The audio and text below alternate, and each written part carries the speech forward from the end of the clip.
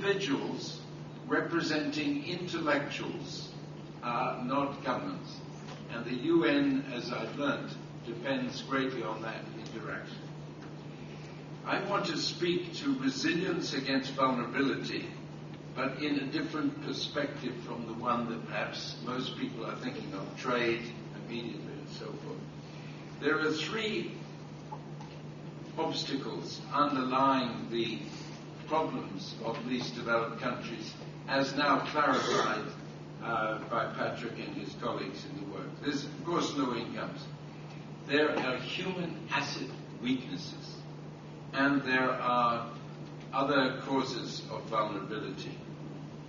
And the point I want to make is that the human assets have often also been vulnerable to misdirected policies. And stronger human assets are vital for strengthening least developed countries for the medium, the short, and the very much longer run. And the point I want to make is that often the international policy, Suprajai has mentioned the structural adjustment of the 80s, weakened very considerably the human assets of the time. It was not necessary, but that was the result. And also as part of that, if human assets includes not only the physical assets, but the education, also has set up the situation for poor governance. Poor governance in lots of ways. Mr. Chairman, I want to say 2 or 3 examples of what is now needed to tackle these vulnerabilities in the area of human assets. The first is a change of mindset. We mustn't think just in terms of trade or just in terms of economic actions to deal with fluctuations in export prices or otherwise. We need also to think of the human side and what can be done in that respect. I want to illustrate with nutrition. Even today, we pay lip service to education, health, and nutrition as investments, but not as serious groups to be protected in situations of vulnerability. What, for example, can be done? Well, in this panel we had this morning, Mauritania, Ethiopia, and Nepal, for example, gave examples of whole new actions across the spectrum to strengthen nutrition, particularly focused on -9 months to +2 years, the critical 1,000 days of nutrition. Here I'm going to flip to Finland, because research of the long-run impact of malnutrition or differences in nutrition for that critical 1,000 days depends very much empirically on experience in Finland, because they happen to have data for a major group in the country in the 1920s. So they could track the differences in life expectancy, heart disease, chronic disease, cancers, when the same people were 67. They were able to follow them up individually. And that has led to a whole new understanding of the very long-run impact of nutrition. So I asked the question, if we want to deal with long-run vulnerability, can we think of any other area other than human nutrition, particularly focus on that first 2 years and the 9 months of the child in the womb, that empirically has support that will have effect in the very long run? What else can be done? Well, if I might jump to Thailand, because I know how Thailand has coped with the financial crisis of the 2007-2009. They spent money. First, they had built up reserves after the never again crisis of 1998-2000. They built up reserves. They used the reserves for support for young people to have education and training for a job when the market improved. They also provided cash transfer to older people, a real use of human-focused action in the situation of crisis. Obviously, humanitarian support is a crucial part of this. And in many other areas, without going into them, low-cost action to reduce malnutrition among women, among children, is vital. I want you all to realize change in mindset. Don't say that is something that can be postponed until times improve. It's vital as part of protecting the human assets against vulnerabilities. I think I'll stop there. Thank you. Okay, thank you. That was very interesting and very much on time. That's very kind. Thank you. So, according to the latest list here, is Andres Peerbags on the. Thank you, Chair. Well, definitely it's not for me to give political advices to LDCs, and I could analyze the situation only based on data available from the experiences and vulnerabilities that we have seen. I believe that I need to start with the point that LDCs have definitely made very decent progress in the last 10 years. Because usually we look, well, only 3 has graduated. And I also sometimes operate with a figure, graduation figure. But if we look what happened with real GDP growth, it is average 7% year between 2002-2008. Human Development Index, has not increased fantastically. It's from 0.34 to 0.39 in 10 years. But there are countries like Rwanda where it rose from 0.277 to 0.385. So we definitely could see the improvement figures. Then we operate also with information, what we call anecdotal information. My wife has been, for a month in Nepal, roughly mid-90s when we regained independence, just after, and now.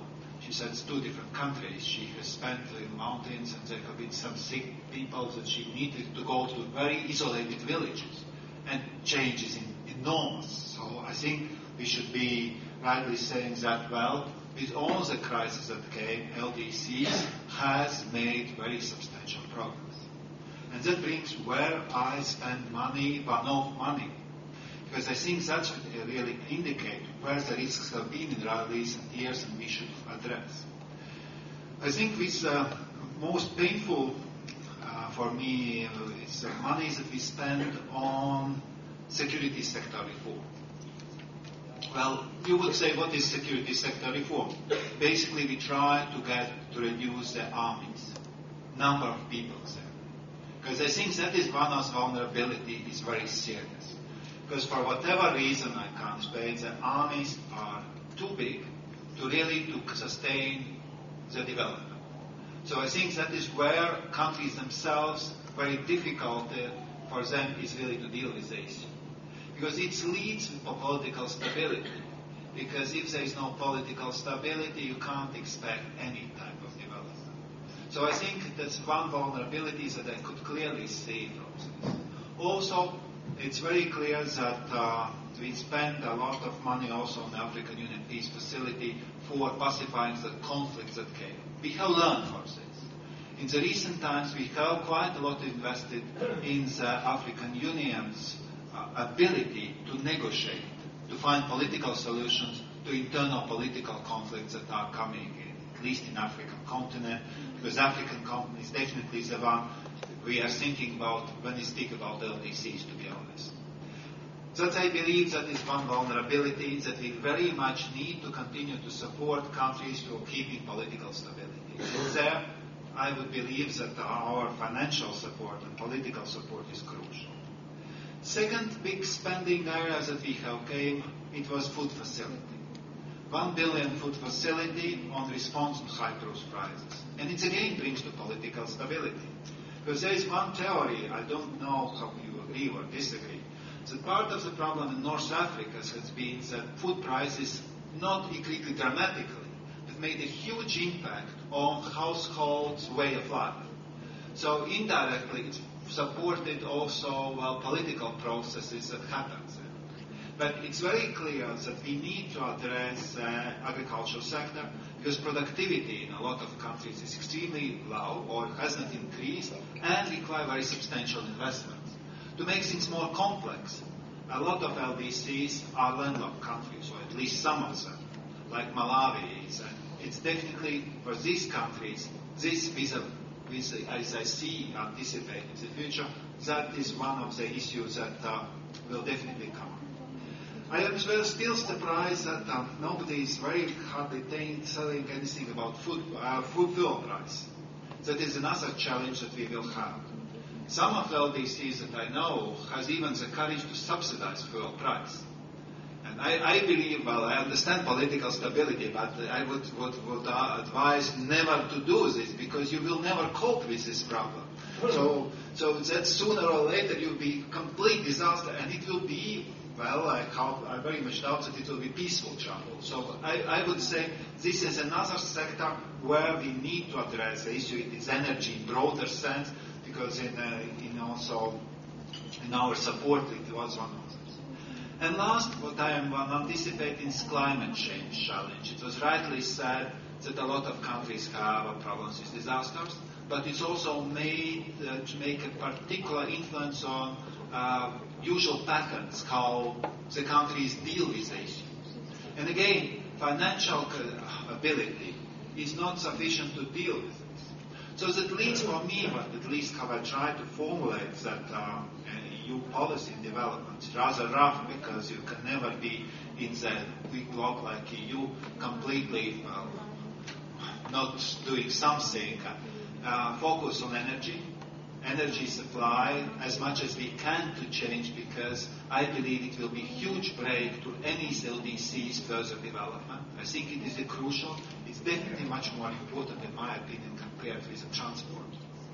Second issue is agriculture, food security, or nutrition, whatever you say. It is a complex issue that is particularly difficult with the movement of people to the urban areas. I think that is another challenge that we should address. And third is political stability, support to democracy, support to security sector reform. Actually, the third block, I think it's the most important, because things normally in any society always improve, provided that there is no military conflict that perturbates a country, because later on the consequences are very, very serious. From the EU side, we definitely are very committed to LDC's case. We have spent in 2010 50 billion euros, and we continue to increase focus on these countries. In the new reviews that I announced, I already said that we should make more differentiation. That really to go to LDCs, because I believe at some stage internal development will be so strong and so stable that our support perhaps will be needed only to big-scale infrastructure projects and not anymore to a lot of areas like we are now in social service sector. So I believe, if I can now conclude, Chairman, this is extremely interesting area because it involves the choices. We can't be in each and every area supporting. We really need to fine-tune where are the real challenges and try to anticipate them and to go before the problems have arrived.